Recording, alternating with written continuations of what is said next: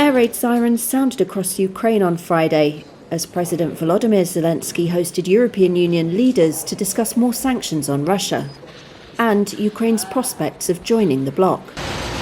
With thick snow falling, Commission President Ursula von der Leyen visited an EU-backed energy-efficient light bulb scheme to reduce demand on a power grid damaged by Russian attacks. 7 times.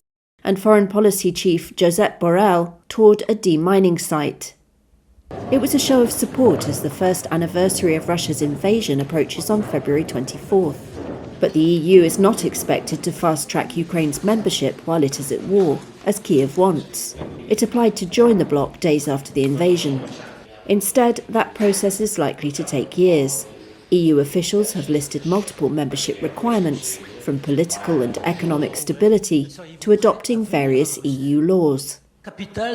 If there was needed a living proof that Russia is suffering a massive strategic failure, but Ukraine is withstanding and is building its path towards the European Union, well, the fact that we are here for the 24th summit, Ukraine, European Union, amidst the war, but we are building, discussing and developing the future of Ukraine in the European Union. That is speaking more than 1,000 words.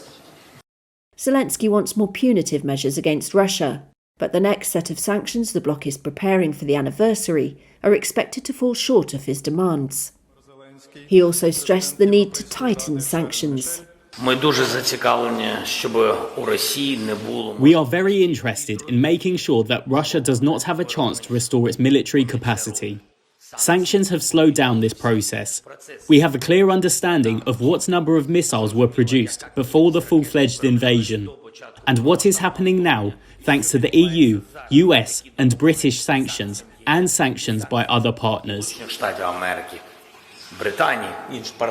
That is why it is very important for us to make sure they cannot find ways to bypass sanctions, something they do thanks to other countries. As well as sanctions, they discussed more arms, money and energy support, better access for Ukrainian products in the EU market, and efforts to prosecute Russian war crimes.